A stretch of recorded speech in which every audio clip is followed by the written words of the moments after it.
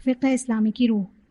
آپ صلی اللہ علیہ وسلم نے یہ بھی فرمایا، یا ایھا الناس انما العلم بالتعلم والفقہ بالتفقہ ومن یرد اللہ بہ خیرا یفقہہ فی الدین وانما یخشی اللہ من عبادہ العلماء ولن تزال امۃ من امتی علی الحق ظاہرین علی الناس لا یبالون من خالفهم ولا من ناوأهم حتی یأتی امر اللہ وہم ظاہرون.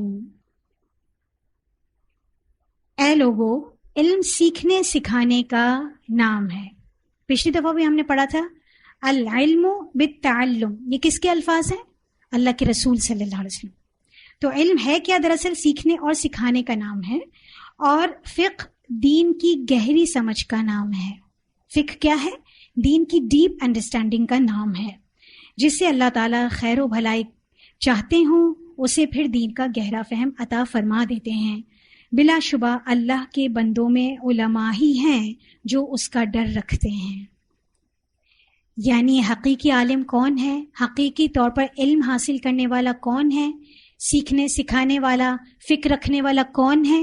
جو اللہ سے ڈرتا ہے، جس کے دل میں اللہ کا ڈر ہی نہیں، خواہ اس کے دل میں، اس کے دماغ میں کتنا ہی علم ہو، اس نے کتنی ہی ڈگریز لے رکھی ہوں، لیکن اللہ کے نزدیک وہ عالم نہیں ہے، وہ جاہل ہے. اور اس سے لوگ بھی مستفید نہیں ہو سکتے، کیونکہ اس کے دل میں اللہ کا خوف نہیں، اللہ کا ڈر نہیں. تو اللہ کا ڈر سب سے بڑی چیز ہے. میری امت میں ایک گروہ دیگر لوگوں کے مقابلے پر حق کی بنیاد پر غالب رہے گا. یعنی ایک گروہ ایسا رہے گا میری امت میں جو ہمیشہ حق کی بنیاد پر رہے گا اور وہ لوگوں میں غالب رہے گا. جو بھی ان کی مخالفت کرے گا انہیں ان کی پرواہ نہیں ہوگی.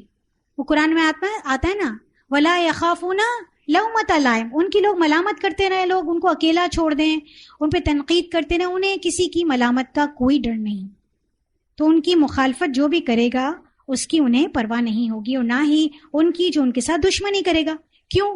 کیونکہ وہ حق پر انہیں پتہ ہے کہ حق نور ہے اور وہ اللہ کی طرف سے اللہ ان کی مدد کر رہا ہے، یہاں تک کہ اللہ کا فیصلہ آ جائے اور وہ کامیاب و کامران ہوں گے.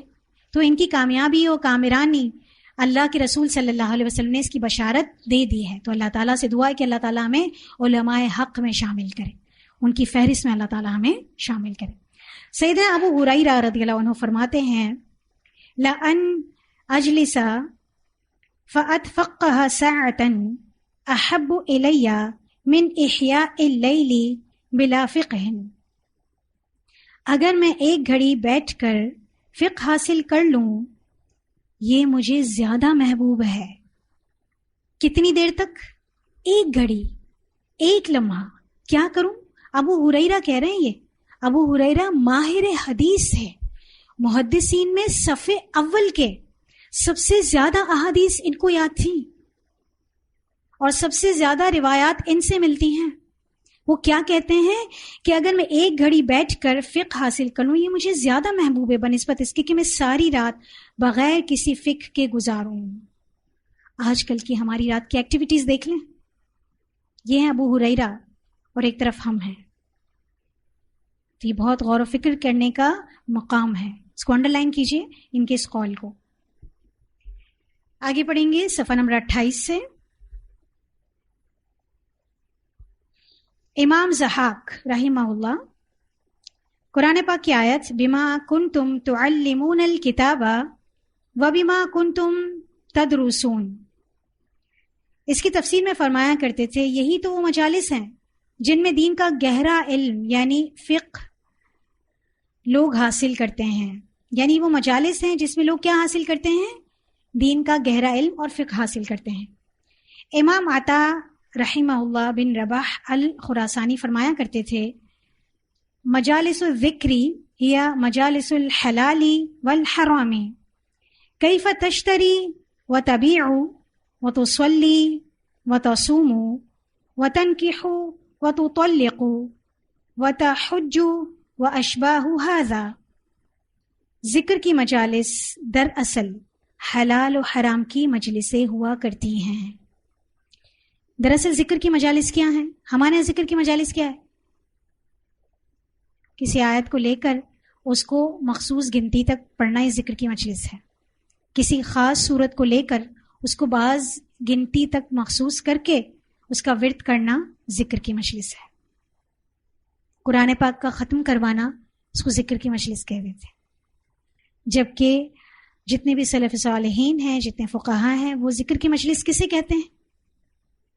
کہ ذکر کی مجالس دراصل حرام و حلال کی مجلسیں ہوا کرتی. کیوں؟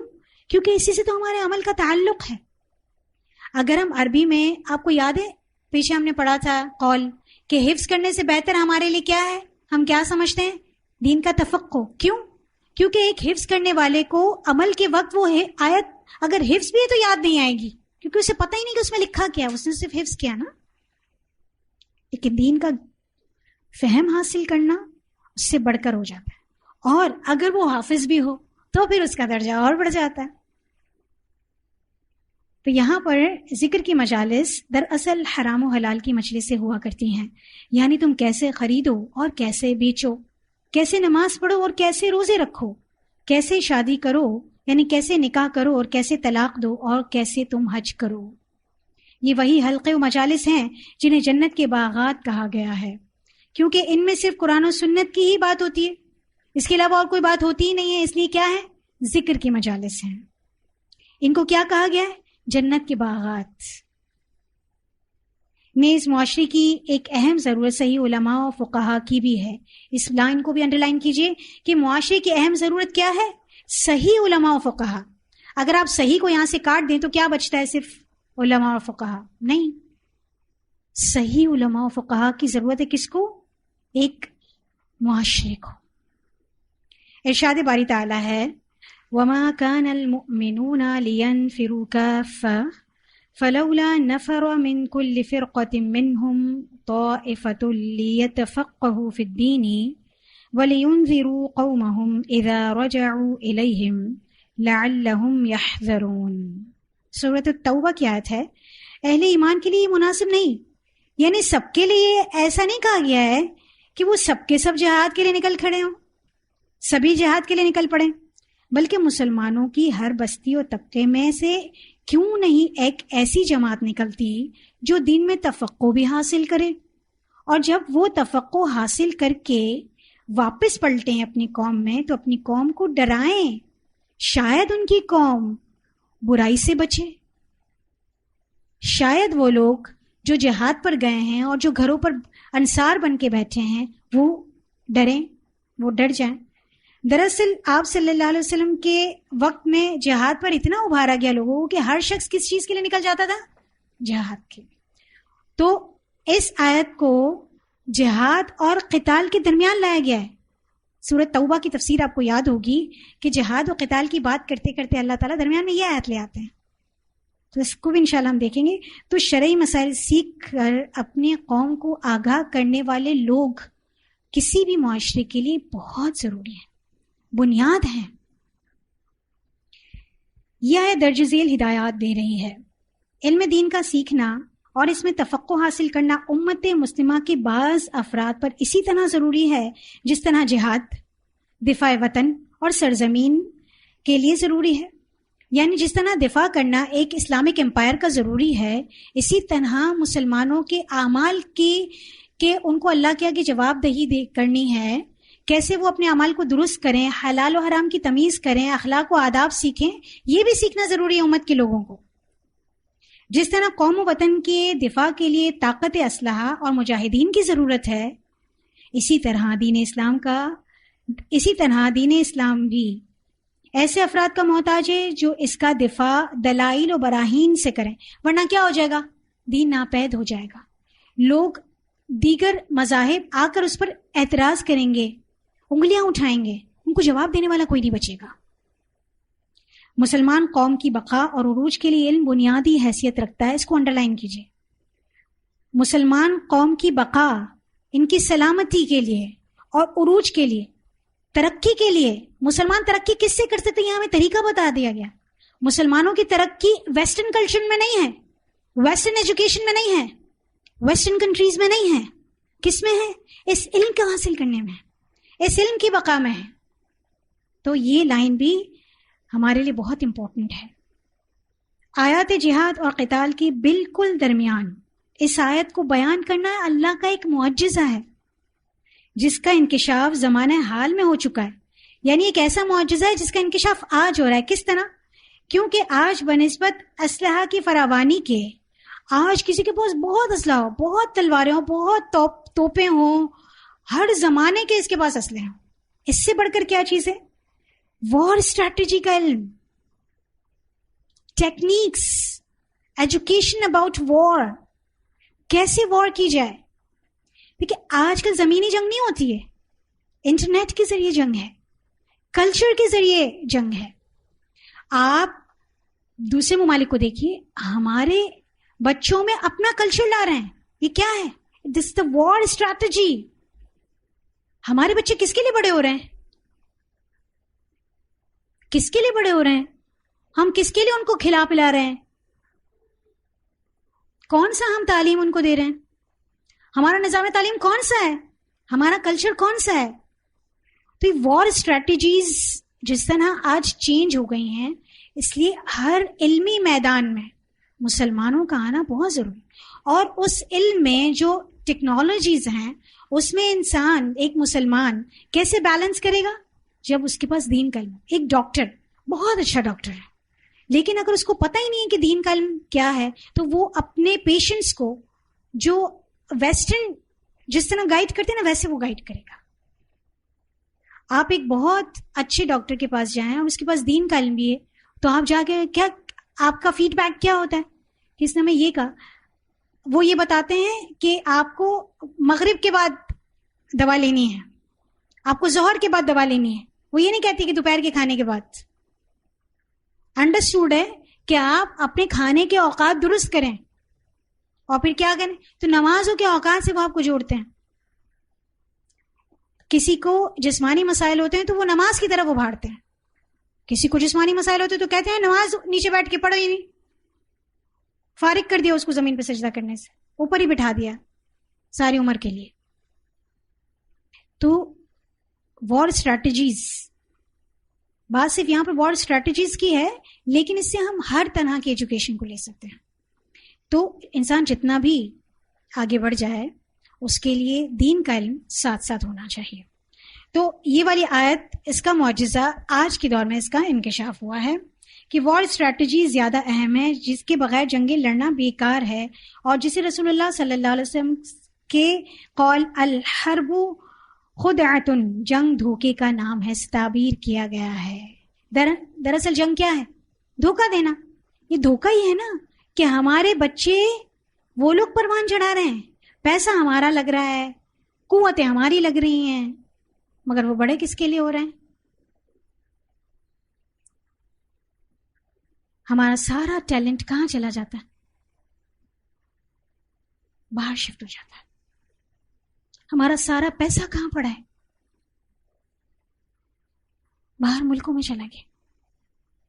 ہمیں تو معاشرتی طور پر مفلوج کر دیا گیا. امت کے پاس اتنا وقت ہی نہیں ہے کہ وہ علم حاصل کر سکے. اپنی معاشرتی فکر میں، معاشی فکر میں رہ گئے. اتنا ہمارا گھیرا تنگ کر دیا گیا. اور باہر کے ممالک کو دیکھیے، پیسہ ان کے لیے کوئی ایشو ہی نہیں ہے، فیسلٹیز ان کے لیے ایشو ہی نہیں ہے. ان کے ہاں بجلی، پانی، گیس شارٹیج ہی نہیں ہے. ہمارے پاس بھی بنیادی ضروریات ہی کو ہم لے لے کر پریشان ہیں. ہم کہاں تفقہ حاصل کریں، کہاں بنیادی علم حاصل کریں کہ ہم تفقہ میں جائیں؟ کیونکہ جو اصل بنیادی وار ٹیکنیکس ہیں نا وہ انہوں نے لے لی، ہمارے دین کو انہوں نے پڑھ لیا اور ہم پیچھے رہ گئے. تھوڑا تھوڑا کر کے بھی اپنے بچوں کو، اپنے آپ کو ضرور علم سے جوڑنا ہے انشاءاللہ. آگے بڑھیں گے. اس آیت میں اہل ایمان کے دو ذمہ دار گروپ بتائے گئے ہیں، جہاد فی سبیل اللہ کرنے والا اور دوسرا تفقہ فی الدین والا، تاکہ کچھ مومن جہاد فی سبیل اللہ کی تیاریوں میں لگے رہیں اور کچھ دین میں صحیح فقہ و فہم حاصل کرنے میں لگ جائیں. اس طرح اسلام کی عظمت و شان کی نگرانی مجاہدین کریں گے اور شریعت کی پاسبانی طلباء دین کریں گے. کتنی اچھی بات ہے, اس کو بھی انڈر لائن کیجئے کہ اسلام کی عظمت و شان کی نگرانی کون کریں گے؟ مجاہدین. اور شریعت کی پاسبانی طلباء دین. جس طرح مجاہد کا خیال حکومت کرتی ہے تاکہ وہ قوی و صحت مند اور ذہین رہے، اسی طرح پاسداران شریعت کا خیال بھی حکومت کو ہی کرنا چاہیے. اور افسوس کے ساتھ کہنا پڑتا ہے کہ حکومت مجاہدین کا بہت خیال رکھتی ہے جو کہ عین شریعت کے مطابق ہے، لیکن دوسرے شعبے سے غافل ہے. تو شریعت کا یہ پاسدار جتنے بھی ہیں ان کا خیال رکھنا حکومت کی ذمہ داری ہے تاکہ وہ بھی دین کے ابلاغ میں قوی اور صحت مند اور ہوشیار رہیں. اس آیت میں لفظ فقہ سے مراد قرآن و حدیث کا علم ہی ہے. اس کو بھی انڈر لائن کیجیے، کیونکہ رسول اکرم صلی اللہ علیہ وسلم کی ذات گرامی ہی تھی جو دین فہمی کا ایک منبع و مصدر تھی. یعنی آپ صلی اللہ علیہ وسلم ہی کی وہ ذات تھی جس کے ذریعے ہم دین کا فہم حاصل کر سکتے تھے. یہی وہ ایک واحد ذریعہ تھی. اسی وجہ سے اس فقہ کو قرآن و حدیث کا علم کہا گیا. رہا انذار یعنی ڈرانا، تو اسے آپ صلی اللہ علیہ وسلم یا تو قرآن کریم سے کرتے یا احادیث مبارکہ سے. اس لیے فقیہ کے لیے قرآن کے ساتھ ساتھ صحیح و حسن حدیث کا علم ہونا بھی شرط ہے.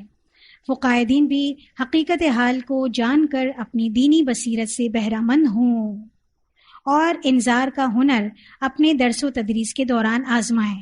یعنی یہ جو جماعت آئے گی نا فقہ سیکھ کر، وہ کیا کرے؟ حقیقت حال کو جان کر اپنی دینی بصیرت سے بہرہ مند ہو، یعنی علم حاصل کریں، اور اب اپنی کام کو آگے کیا کریں؟ لعلہم، کیا لکھا ہوا تھا یہاں پر ہمارے پاس آیت میں؟ کیا ہے؟ لعلہم یحذرون، تاکہ وہ بچ سکیں. بچیں گے کیسے؟ لینذروا آ رہا ہے نا یہاں پر، ولینذروا، تاکہ وہ آگے کیا کریں؟ اپنی قوم میں انذار کریں.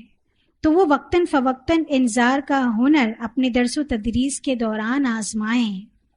یہ بھی ایک ذمہ داری ہے جو آیت کی روح سے اللہ تعالیٰ نے فقہائے دین کو دی ہے. یعنی انذار کا کام کرنا ہے، خبردار کرنا ہے امت کو. افضل یہی ہے کہ فقہ اسلامی کو حاصل کرنے والے ذہین افراد ہوں. یہ بھی انڈر لائن کیجیے. اب ذہانت کیسے آئے بھائی؟ ہم تو یہ کہہ کے سائیڈ میں ہو جائیں کہ ہمارا تو دماغ نہیں چلتا، ہم یہ کام نہیں کر سکتے، یہ تو بہت مشکل ہے اور مجھے یاد نہیں رہتا اور یہ چیز نہیں. ایسا کچھ بھی. اگر ہمیں اتنا سمجھ آتا ہے نا کہ نوالا بنا کر منہ میں ڈالنا ہے ہاتھ سے، تو ہمیں سب سمجھ آتا ہے، ہماری عقل کام کرتی ہے، تو پھر ہمیں دین کی بھی ہر بات سمجھ آ جاتی ہے. ٹھیک ہے، صحیح. افضل یہی ہے کہ فقہ اسلامی کو حاصل کرنے والے ذہین افراد ہوں. آپ صلی اللہ علیہ وسلم کا ارشاد ہے، رب حامل فقہ غیر فقیہ ورب حامل فقہ الی من ہوا افقہ منہ. بہت سے فقہ کے حامل، بہت سے فقہ کو اٹھانے والے، بہت سے فقہ کے ماہر غیر فقیہ ہوتے ہیں، یعنی نا سمجھ ہوتے ہیں. ان میں اتنی سمجھ نہیں ہوتی ہے کہ کون سا علم کب، کس وقت، کتنا، کس کو دینا ہے. حکمت و دانش کی کمی ہوتی ہے بہت سارے فقہاء میں. تو بہت سے فقہ کے حامل غیر فقیہ یعنی نہ سمجھ ہوتے ہیں، اور کچھ ایسے بھی ہوتے ہیں جو فقہ ایسے شخص کو منتقل کر دیتے ہیں جیسے حامل سے بھی زیادہ فقیہ اور سمجھدار ہوتے ہیں. یعنی ایک عالم جب اپنے شاگرد کو بتاتا ہے تو وہ شاگرد سن کر سمجھ کر اتنا آگے بڑھتا ہے کہ وہ پروان چڑھتا ہے اور وہ آگے معاشرے کے لیے بہت مفید ثابت ہوتا ہے. تو کسی کا بھی علم حاصل کرنا بے فائدہ نہیں ہے، سب کو علم حاصل کرنا چاہیے. سب کو فقہ میں اپنے ذہن کے مطابق ضرور حصہ لینا چاہیے. جو فتاوی یا استنباطات ہیں ان میں اختلافات کا حق بھی بعد کے فقہاء کو دیا گیا ہے. یعنی جو علم کا جتنا بھی ہم حاصل کرتے ہیں علم، اس کے بعد جو فتاوی ہیں، استنباطات ہیں، ان میں اختلافات کا حق بھی بعد کے فقہاء کو دیا گیا کہ ان میں اختلافات کر سکتے ہیں، ہو سکتا ہے اختلاف، اس لیے کہ کوئی بھی معصوم نہیں. یعنی ہم یہ کہہ سکتے ہیں کہ ان عالم کے پاس یا اس فقیہ کے پاس ہو سکتا ہے وہ حدیث نہ پہنچی ہو، ان تک علم نہ پہنچا ہو، اس لیے ان سے یہ غلطی ہو گئی ہے. ایسا ہو سکتا ہے. کیوں؟ کیونکہ وہ معصوم نہیں تھے اور نہ ہی ان کی فقاہت وحی ہے. لہٰذا اختلاف کی گنجائش جس طرح ان فقہاء نے اپنے شاگردوں کو دی اور جنہیں فقہی کتابوں میں نمایاں کیا گیا، اسی طرح یہی حق علماء و فقہا کے لیے بھی ابھی تک قائم ہے۔ یہی آیت مقصد فقہ کو بھی اجاگر کر رہی ہے، یہی آیت مقصد فقہ کو بھی اجاگر کر رہی ہے کہ خلق خدا کو صحیح و غلط اور حرام و حلال کی تمیز ہونی چاہیے۔ خلق خدا کو کس بات کی تمیز ہونی چاہیے؟ صحیح و غلط اور حرام و حلال کی۔ اپنی مرضی نہیں ہے اسلام میں، میری مرضی، جو چاہو کرو، جیسے چاہو جیو، آپ نے تو اپنی زندگی جی لی، اب ہمیں جینے دیں، یہ پابندی لگانے والے آپ کون ہیں، ہم اپنا زیادہ بہتر فائدہ جانتے ہیں۔ یہ سارے جملے درست نہیں، جو کہ انذار ہے۔ اسی لیے امام شافعی رحمہ اللہ فرمایا کرتے تھے، کل العلوم سوى القرآن مشغلۃ الا الحدیث وعلم الفقہ فی الدین، العلم ما كان فيه قال حدثنا وما سوى ذاك وسواس الشیاطین۔ قرآن و حدیث اور علم فقہ کے علاوہ باقی سب علوم ایک شغل ہیں، کھیل ہیں، وقت گزاری ہے۔ اصل علوم کیا ہے؟ قرآن و حدیث اور علم فقہ۔ علم وہی ہے جس میں قال و حدثنا ہو، یعنی سند کے ساتھ ہو جو علم، یعنی قال رسول اللہ، حدثنا رسول اللہ صلی اللہ علیہ وسلم، اور اس کے سوا جو کچھ ہے وہ شیطانی وساوس ہیں۔ باقی جتنی بھی چیزیں وہ کیا ہیں؟ شیطانی وسوسے ہیں۔ یہاں تک الحمدللہ ہمارا یہ موضوع مکمل ہو گیا۔ اس کو آپ گھر سے پڑھیں گے، 3 مرتبہ پڑھیں گے، اس میں جو اسٹیٹمنٹ آپ کو سمجھ نہیں آئی وہ آپ ضرور پوچھیں گے انشاءاللہ۔ میں نے بہت آہستہ آہستہ پڑھا ہے، اس کو سمجھانے کی پوری کوشش کی ہے، لیکن پھر بھی انسان ہونے کی حیثیت سے ہو سکتا ہے کوئی غلطی ہو، کوئی چیز رہ گئی ہو تو آپ پوچھ سکتے ہیں اگلی کلاس میں۔ اگلا ٹاپک انشاءاللہ شروع کریں گے، صفحہ نمبر 30، فقہ کا موضوع۔ فقہ کا موضوع مکلف ہے، یعنی بالغ عاقل مسلمان کے افعال ہیں۔ ایکچولی فقہ کیا ڈسکس کرتی ہے؟ مکلف۔ مکلف کون ہے؟ بالغ عاقل مسلمان ہے، یہ مکلف ہے۔ اس کو شریعت نے کچھ احکام کا مکلف بنایا ہے، اور یہ مکلف بنانے والا کون ہے؟ اللہ تعالیٰ۔ تو اللہ تعالیٰ مکلف ہیں اور انسان مکلف ہے۔ تو مسلمانوں کے جو عاقل ہیں، بالغ ہیں، ان کے جتنے بھی اعمال ہیں ان تمام پر ڈسکس کرتی ہے کون؟ فقہ، جن کے کرنے یا نہ کرنے کا مطالبہ اس سے کیا گیا ہے۔ کس سے کیا گیا؟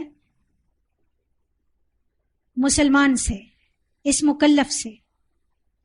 ایک مکلف سے جن اعمال کے کرنے یا نہ کرنے کا مطالبہ کیا گیا ہے نا، وہ فقہ کا موضوع ہے کہ کون سے کام کرنے ہیں، کون سے نہیں کرنے ہیں، ان افعال کی حقیقت کیا ہے، فقہ اسلامی ہی اسے متعین کرتی ہے۔ مثلا ایک بالغ عاقل مسلمان کے لیے نماز قائم کرنا، زکوٰۃ دینا اور والدین کے ساتھ احسان کرنا فرض ہے۔ یہ سب فرض ہیں، کس نے بتایا؟ فقہ سے پتہ چلا نا، اقیموا کے لفظ سے پتہ چلا، اقیموا الصلاۃ وآتوا الزکاۃ وبالوالدین احسانا، یہ فرائض ہیں، یہ ہمیں فقہ بتاتی ہے۔ فقہ کے ذریعے ہمیں پتہ چلا کہ یہ سب فرض ہے۔ اسی طرح غصب کرنا یعنی کسی کا مال ہتھیا لینا، چوری و ملاوٹ کرنا یا والدین کے ساتھ بدسلوکی کرنا حرام ہے۔ یہ ان کاموں کی حقیقت ہے کہ یہ کام حرام ہے، یہ فقہ بتاتی ہے۔ فقہ کا بیسیکلی موضوع یہ ہے۔ یا یہ ناپسندیدہ کیا گیا ہے یا یہ ناپسند کیا گیا ہے جسے مکروہ کہتے ہیں، یعنی کچھ کام تو حرام حلال فرض ہو گئے اور کچھ کام کیا ہے جسے مکروہ کہا جاتا ہے، کہ وہ بکثرت سوال یا مال ضائع کرے یا وہ ایسی بات کرے جو فضول گوئی ہو، یاوا گوئی کرے، تو یہ چیزیں مکروہ ہیں. کیا چیزیں مکروہ ہیں؟ کثرت سے سوال، یعنی بہت سارے سوال، یہ ہو تو کیا کریں، اچھا اب اس طرح بتائیے، اچھا یہاں جائیں تو کیا ہو، اس طرح ہو تو کیا کریں، پھر یوں ہو تو. کثرت سوال کیا ہے؟ مکروہ عمل ہے. اسی طرح مال ضائع کرنا، اسراف کرنا کیا ہے؟ مکروہ عمل ہے. اسی طرح یاوا گوئی کرنا، فضول باتیں کرنا مکروہ عمل ہے. یا وہ کام کرے جو مستحب و پسندیدہ ہیں، جیسے فرض نماز کے بعد سنت یا نفل پڑھنا مستحب عمل ہے، ابھارا گیا ان کاموں پر. تو یہ اصول خمسہ ہیں بیسیکلی. کون سا کام حرام ہے، حلال ہے، مکروہ ہے، مستحب ہے، یہ سب کیا ہے؟ یہ اعمال سے تعلق رکھتے ہیں. کون سا حرام کی کیٹیگری میں جائے گا، کون سا حلال کی کیٹیگری میں، مستحب کی، مکروہ کی، مستحب کی کیٹیگری میں جائے گا، یہ سب مباح کی کیٹیگری میں جائے گا، یہ فقہ بتاتی ہے. یا یہ کام مباح ہے جس میں کرنے نہ کرنے کا اختیار دیا جاتا ہے، جیسے سیب کھانا، چائے پینا. میں سیب کھاؤں یا نہ کھاؤں، مجھے پسند ہے یا نہیں پسند، یہ مباح ہے. میں چائے کڑک پیوں یا ہلکی پھلکی پیوں، یہ کیا ہے؟ مباح ہے. ٹھیک، یہ نہیں ہے کہ میں چائے کڑک پیوں گی تو مجھے ثواب ملے گا اور یہ کرنا مجھ پہ فرض ہے، اور نہیں پیوں گی کڑک چائے تو یہ حرام ہو گیا، گناہ ہو گیا. نہیں، یہ مباح ہے. اسی طرح سیب کو پسند کرنا، نہ پسند کرنا، کھانا نہ کھانا، یہ سب کیا ہے؟ مباح ہے. تو یہ ساری چیزیں بتانا کہ کس کام کا کیا حکم ہے، دراصل فقہ کا موضوع ہے. یہ سب کیا ہے؟ فقہ کا موضوع ہے. لفظ فقہ کا معنی و مفہوم، اس کو انشاءاللہ ہم اگلی کلاس میں پڑھیں گے. 5 منٹ ہے ہمارے پاس، اگر آپ کچھ پوچھنا چاہیں یا کچھ ڈسکس کرنا چاہیں تو کر سکتے ہیں، اور اگر نہیں تو پھر ہم اس کو ایک آدھ جتنے بھی ڈیفینیشنز ہیں اس کو ہم لے لیں گے. پیج نمبر 24، ضرورت اجتہاد میں سے تیسری لائن میں فقہی فروع میں جمود اور فقہ کی کچھ شاخیں ہیں. اس کو انشاءاللہ ہم آگے پڑھیں گے. فقہ کی کچھ شاخیں ہیں، جیسے سائنس کی شاخیں ہوتی ہیں نا. سائنس پہلے بچہ پڑھتا ہے تو صرف سائنس ہوتا ہے، پھر آگے بڑھ کے کیا ہوتا ہے؟ کیمسٹری اور فزکس ہوتا ہے، بایولوجی ہوتا ہے، پھر بایولوجی کی بھی برانچز ہوتی ہیں. اسی طرح فقہ کی بھی شاخیں ہیں. تو اس میں جمود نہیں ہے، ٹھہراؤ نہیں، اس میں اور اضافہ ہوتا جائے گا. ابھی بھی آپ دیکھ رہے ہیں سائنس میں بھی کیا ترقی ہوتی جاتی ہے نا، اسی طرح فقہ میں بھی اور اس کی کیٹیگرائزیشن میں ترقی ہوتی جاتی ہے، ہوگی. ٹھیک ہے. اور فرقہ پرستی کہ یہ اس فرقے سے تعلق رکھتا ہے، اس فرقے سے تعلق رکھتا ہے، اس کی حوصلہ شکنی کی گئی، اس کی حوصلہ افزائی نہیں کی گئی. یعنی کوئی اگر یہ کہتا تھا نا ہم اس مسلک سے ہیں، اس فرقے سے، تو اس کو کنڈیم کیا جاتا تھا، اس بات کو معیوب سمجھا جاتا تھا. تو یہ جو ائمہ اسلاف تھے نا، جتنے بھی سٹارٹنگ کے علماء تھے، وہ اس چیز کو ناپسند کرتے تھے. وہ کیا کہتے تھے؟ کس دین پہ چلو، کس مسلک پہ چلو جو قرآن و سنہ پر ہے، اس مسلک سے اس مسلک سے نہیں. اصل کیا ہے؟ سورس کیا ہے؟ قرآن و سنہ. تو یہاں یہ بتایا جا رہا ہے کہ فرقہ پرستی کی کیا کی گئی تھی؟ سٹارٹنگ میں حوصلہ شکنی کی گئی تھی. اور یہ جو جمود اس میں نہیں تھا، فروع میں اضافہ ہوتا جاتا تھا. جبھی تو برانچز بنی نا. اگر کوئی یہ کہہ دے کہ فقہ کی کوئی شاخ ہی نہیں ہے تو ختم ہو جائے. فقہ ہمیں یہ بتاتی ہے کہ فرائض، حلال، حرام، مباح، کیٹیگریز ہیں نا، پھر اس میں بھی کیٹیگریز نکلتی ہیں کہ کس کا درجہ سب سے زیادہ ہے، کون سا کام سب سے پہلے کرنا ہے. اقیم الصلاح ہے تو فرائض ہیں، پھر اس کے بعد سنتیں ہیں، پھر نوافل ہیں، پھر نوافل میں بھی سب برابر نہیں ہیں. تہجد ہے، اسی طرح صلاۃ الچاشت ہے، سب کا اجر الگ الگ ہے. تو یہ ساری چیزیں کیا ہیں؟ فقہ ہمیں بتاتی ہے. ان احادیث کے ذریعے اس کی درجہ بندی کی گئی ہے. ٹھیک ہے. باقی سب آپ انشاءاللہ گھر سے پڑھیں گے تو آپ کو امید ہے کہ سمجھ آ جائے گا. جی کوئی سوال ہے؟ بالکل. اللہ تعالیٰ ہمیں درست دین پر رکھے. یہی کہہ رہی ہیں کہ بچپن سے ایک ہی سوال سنتے آ رہے ہیں کہ کس مسلک سے تعلق رکھتے ہیں، اور جب سے ہم نے باقاعدہ تعلیم حاصل کرنا شروع کی ہے تب تو ہر کسی کا یہی سوال ہوتا ہے کس مدرسے جاتی ہیں، یا اگر مسجد جاتی ہیں تو کون سی مسجد جاتی ہیں.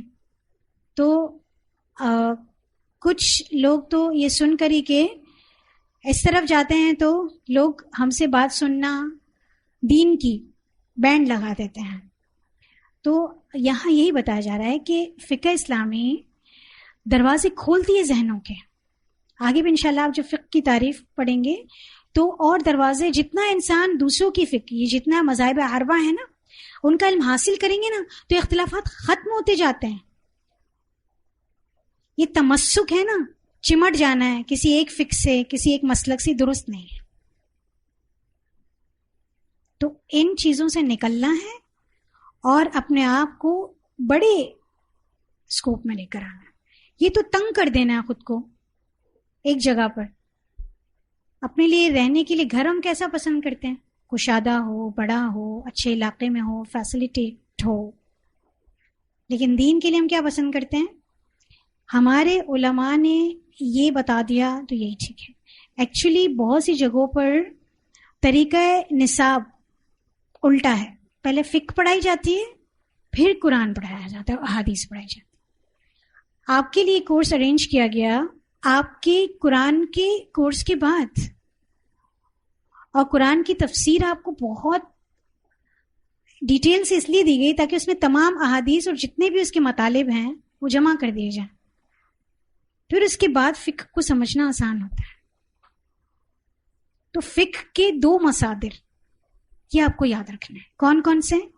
قرآن و سنت. یہ دوش بدوش چلتے ہیں، ساتھ ساتھ چلتے ہیں. جی، تمام علماء کی، تمام فقہا کی رائے کو پڑھیں. جی، وقت الحمدللہ ہمارا مکمل ہو گیا ہے. اللہ تعالیٰ سے دعا ہے کہ اللہ تعالیٰ پڑھنا، پڑھانا، دین پر عمل کرنا، سمجھنا اور سمجھانا آسان فرمائے. اللہ کے رسول صلی اللہ علیہ وسلم کی اتباع ہمیں نصیب فرمائے. آمین. وآخر دعوانا ان الحمد للہ رب العالمین. سبحانک اللہم وبحمدک، نشہد ان لا الہ الا انت، نستغفرک ونتوب الیک. السلام علیکم ورحمۃ اللہ وبرکاتہ.